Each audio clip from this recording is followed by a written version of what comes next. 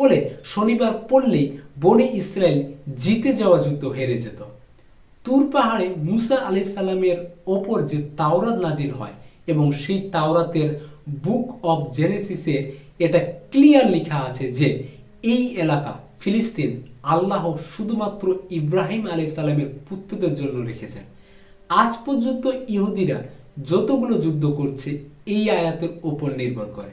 তাওরাতের এই আয়াত অনুযায়ী ফিলিস্তিন শুধুমাত্র বনি ইসরায়েলের অধিকার আছে, কারণ বনি ইসরায়েল ইব্রাহিম আলাইহিস সালামের পুত্র ইসহাক আলাইহিস সালামের বংশধর।